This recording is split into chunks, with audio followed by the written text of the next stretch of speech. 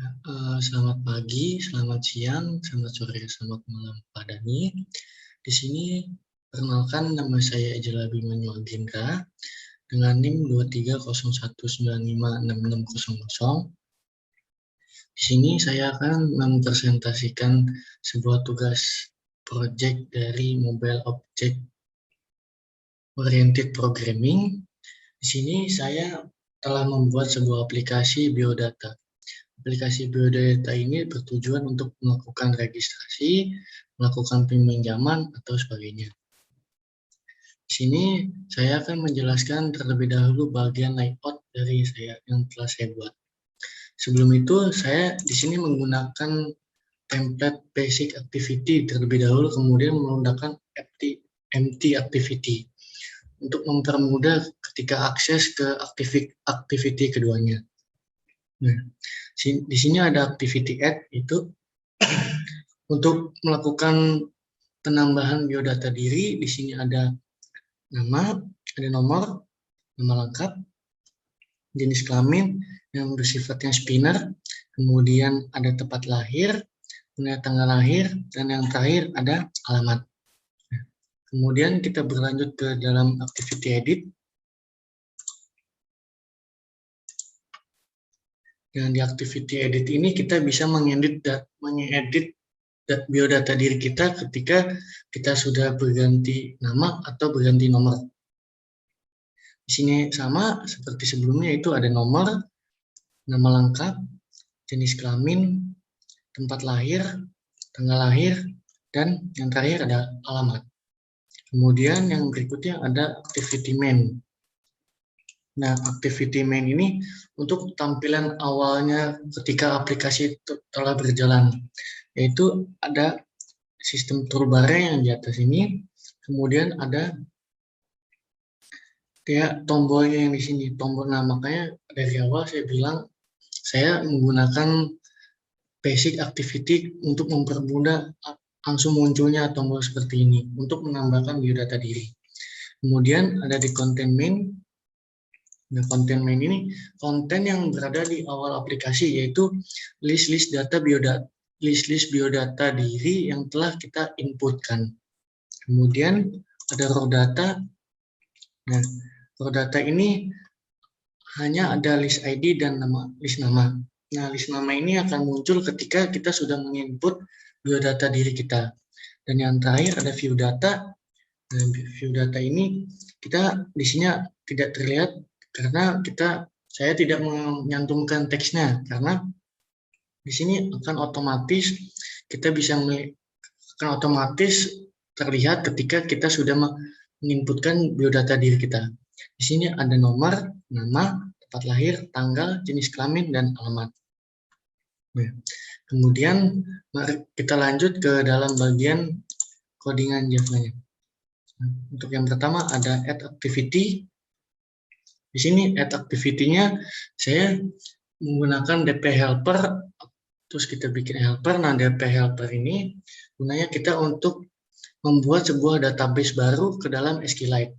Nah, ada edit text, spinner, long ID, data picker dialog itu untuk kita mengakses date atau tanggal, dan kemudian ada tanggal formatnya. Nah, untuk bagian override ini kita digunakan untuk kita dapat mengakses sebuah activity add ini. Jadi add activity ini akan berjalan dalam layout activity add ini. Kemudian kita untuk memanggil atau kita bisa membuat baru database-nya menggunakan sebuah coding helper sama dengan new dp helper this. Kemudian untuk code ini kita fungsinya untuk membaca dan mengirimkan data pada database. Setelah itu kita melakukan bin atribut dengan view layout. Nah, bin atribut itu kita mengambil data-data yang telah kita input sebelumnya. Itu ada nomor, nama, tempat lahir, tanggal, alamat, dan jenis kelamin. Nah, jenis kelamin ini bersifat spinner. Kemudian ada code date formatter itu untuk menggunakan format date yang kita, yaitu date, month, dan year. Kemudian ada tx tanggal. Tx tanggal ini ketika kita mengetuk atau memencet perintah tanggal, maka akan melakukan sebuah sort date dialog ini. Nah, sort date dialog ini kita sudah membuat metodenya, yaitu untuk menampilkan kalender yang kita inginkan, yang dengan cara kita mengimport sebuah library dalam Java. Kemudian ada metode untuk memunculkan sebuah add menu. Kemudian ada metode pada menu item. Nah, menu item ada case pertama itu untuk save. Yang sebelumnya kita buat string terlebih dahulu, itu nomor, nama, tempat lahir, tanggal, alamat, dan jenis kelamin. Nah, setelah kita membuat string ini, kita akan melakukan get text to string. Jadi, mengubahnya menjadi string. Kemudian kita akan melakukan pengambilan data untuk masukkan ke dalam database. Nah, setelah kita input data tersebut akan dimasukkan ke dalam database dan akan mengambil datanya. Kemudian jika kita pada saat mengisi ada data yang kosong atau data yang belum diisi, maka akan melakukan fungsi terlebih ini dan akan memunculkan data tidak boleh kosong. Dan yang terakhir adalah jika tidak, kita dapat menginput tersebut ke dalam database, kemudian menjadi teks dan data akan tersimpan. Kemudian selanjutnya ada main activity terlebih dahulu. Nah, main activity ini sama, ada list view, DP helper, layout in Flutter. Layout in Flutter itu kita dapat mengakses atau mengambil sebuah layout yang kita inginkan. Kemudian ada view dan text view. Nah, sama seperti sebelumnya, kita dapat memanggil layout yang kita telah buat di dalam Android. Itu dengan cara instance step ini dengan activity main sesuai dengan namanya. Kemudian ada floating action button yang sebelumnya saya sudah jelaskan menggunakan sebuah basic activity. Kemudian sama seperti sebelumnya memanggil database terlebih dahulu atau membuatnya. Kemudian kita akan membuat sebuah list berdasarkan database yang kita telah inputkan. Kemudian di sini list view-nya akan melihat atau mengambil berdasarkan list data yang telah masuk. Kemudian ketika kita klik, list tersebut akan muncul. Kemudian sama ada metode untuk membuat sebuah add menu, kemudian ada menu item, dan r.id.action setting ini untuk menampilkan tampilan setting. Kemudian ada melakukan list berdasarkan database ini, jadi database akan diambil, kemudian akan di-list sesuai dengan apa yang kita telah inputkan.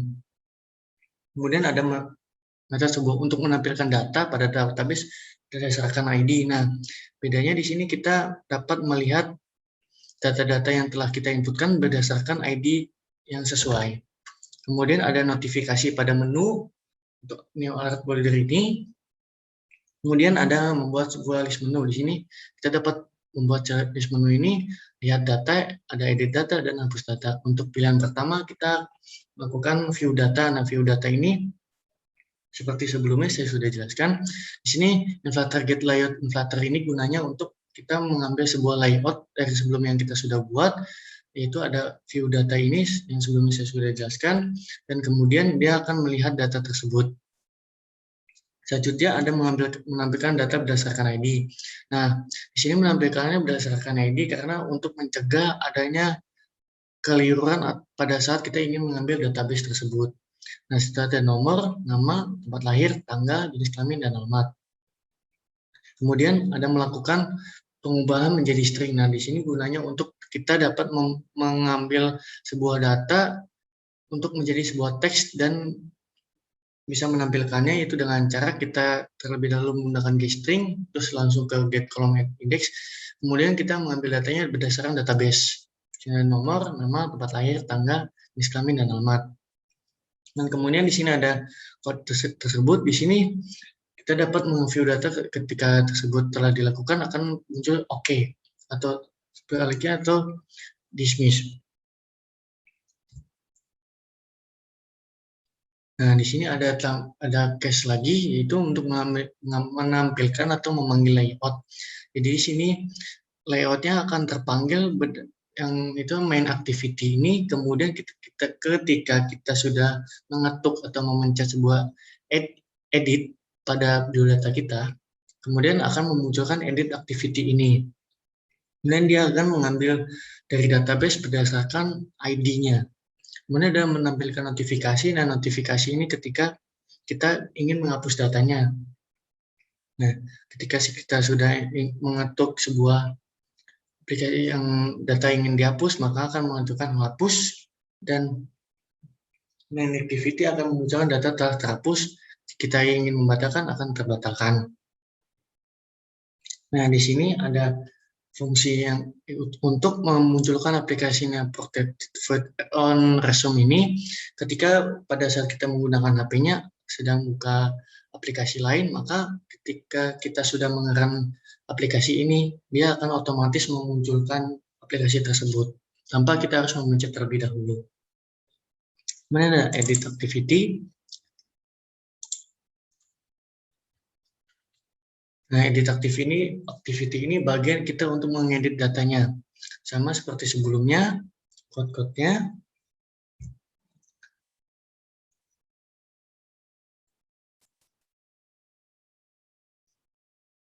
Tidak ada yang beda. Nah, bedanya di sini metode mengambil data dari database. Nah, kita membuat stringnya terlebih dahulu.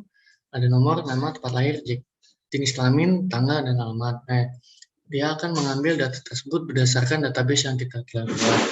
Nah, nomor dan nama ini kita buat sebagai set text untuk menjadi teks. Kemudian untuk jenis kelaminnya kita buat spinner, yaitu jika laki-laki dia bersifat seleksinya sama dengan 0, jika dia perempuan dia akan seleksinya sama dengan 1. Nah, untuk tempat lahir ini dia akan menjadi set text, tanggal dan alamat menjadi set text juga untuk mengambil datanya tersebut. Kemudian ada metode untuk memunculkan sebuah menu, dan yang ini untuk metode untuk menu item. Yang menu item ini kita dapat meng-save editnya. Sama seperti sebelumnya, kita membuat stringnya terlebih dahulu, kemudian kita mengubahnya menjadi string, lalu kita akan melakukan pengambilan data dan masukkan ke dalam database. Sama seperti sebelumnya juga, datanya kita harus isi semua, tidak ada yang boleh kosong. Jika data tersebut ada yang kosong, maka akan memunculkan sebuah peringatan. Kemudian setelah itu, jika tidak, kita akan melakukan update data yang akan memunculkan notif data tersimpan. Dan yang terakhir ada mengambil data yang akan dihapus. Nah, mengambil data yang dihapus ini kita akan melakukan sebuah delete edit. Itu ketika kita ingin menghapus data tersebut, maka pesan yang atau notif yang akan muncul yaitu data ini akan hapus, akan melakukan hapus, dan di edit itu akan data terhapus. Jika tidak, akan mengaturkan cancel. Sekarang kita masuk ke dalam bagian database-nya. Di sini saya menggunakan database SQLite. Kenapa? Karena menurut saya lebih mudah menggunakannya daripada menggunakan Firebase atau database room. Di sini kita membuat sebuah metode terlebih dahulu untuk membuat sebuah database-nya, yaitu database-nya yang menjadi db_biodata. Terus kita membuat tabelnya, tabel biodata. Kemudian kita membuat row atau baris-baris untuk menyimpan data tersebut, yaitu ID, nomor, jenis kelamin, tempat lahir, tanggal, dan alamat. Kemudian kita akan membuat akses untuk memberikan akses kepada SQLite database dengan DB. Kemudian di sini ada metode untuk menulis ke dalam database. Nah, public DB helper context input ini gunanya untuk kita menulis database kita yang kita inginkan ke dalam database-nya dengan cara get readable database ke dalam tabel database-nya. Kemudian di sini ada metode untuk kita mengisi database-nya, create tabel namanya, ID-nya yang kita gunakan. Di sini kita harus ada row underscore ID ini gunanya untuk kita memunculkan sebuah primary key-nya agar dapat kita mengambil data-data dalam tabel tersebut. Kemudian di sini ada metode untuk menghapus atau mendrop data pada database. Kemudian ada mengambil semua datanya berdasarkan database-nya, ada mengambil satu data berdasarkan ID, kita dapat menginsert data, kita dapat mengambil update data, dan terakhir kita dapat delete data pada database.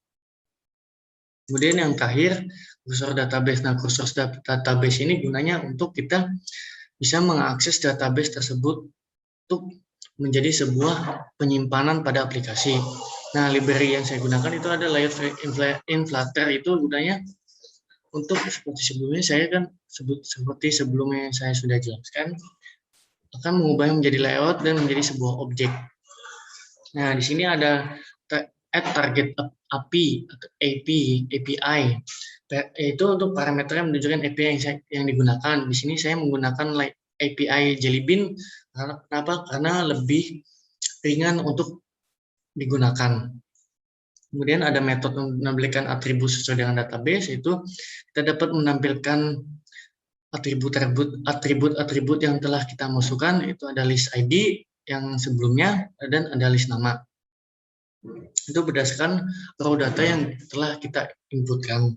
Kemudian ada sama metode melakukan pengubahan untuk jadi string, yaitu ada list data dan nama. Dan di sini kita terlebih dahulu membuat kelasnya agar dapat digunakan atau dapat diakses dengan cara text view list ID dan kedua text view list nama.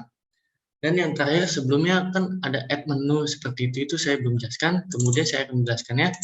Ada add menu. Add menu ini gunanya agar menu save ini akan memunculkan ketika kita mengetuknya akan melakukan save. Nah, seperti sebelumnya yang saya telah jelaskan, di mana ada selalu add menu ini untuk meng-save data tersebut. Kemudian yang kedua ada edit menu. Nah, edit menu ini sama seperti sebelumnya, yaitu hanya ada save dan delete. Ada icon ini dan ini. Kemudian yang terakhir ada menu setting. Nah, menu setting ini bawaan dari basic activity secara otomatis.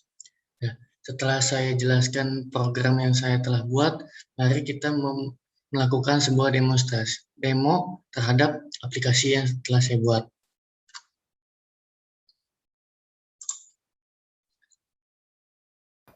Nah, sekarang kita akan mulai mendemokan sebuah aplikasi biodata diri. Sebelumnya saya sudah mencobanya dengan menggunakan nama saya. Sekarang kita mulainya dari awal. Kemudian kita mencet ini atau buttonnya, akan memunculkan activity add-nya. Kemudian kita isi nama lengkapnya, misalkan Valentino Andi Maldini, dia laki-laki, tempat lahir di Tangerang, kemudian tanggal lahirnya. Nah, sebelumnya saya menggunakan date for pet picker. Nah, di sini akan memunculkan sebuah date yang bertembakan sesuai dengan importan Java tersebut. Di sini kita bisa memilih tanggalnya. Saya akan memilih tanggal 2001, itu Februari tanggal 9. Kita klik OK. Kemudian di sini ada alamat. Nah, date format juga akan membuat seperti ini. Ini ada alamat di Bekasi. Kita melakukan add menu atau save, maka data akan tersimpan. Nah, maksud dari tadi itu ya, ketika kita pencet, maka ada pilihan opsi ini, itu ada lihat data, edit data, dan hapus data. Ketika kita memencet lihat data, dia akan melihatkan data kita yang telah kita inputkan ke dalam database, yaitu ada nomor, namanya, tempat lahir, tanggal lahirnya, jenis kelamin, dan terakhir alamat. Kita klik OK. Dan kita ketik kembali, itu ada edit. Misalkan saya ingin mengedit namanya menjadi Aryono Subianto, dan nomornya saya ingin ganti. Di sini. Nah, add menu itu di sini ada save dan hapus. Kita melakukan save, dia akan mengubah, dan sebelumnya tadi ada notifikasi data tersimpan. Kemudian kita ketuk, kita lihat data kembali, dan di sini nomornya juga akan berubah. Kemudian yang terakhir adalah kita menghapus data. Data akan terhapus jika tidak akan batal atau kita akan menghapusnya. Kita hapus, maka data tersebut akan terhapus. Kurang lebihnya mohon maaf. Sekian dan terima kasih.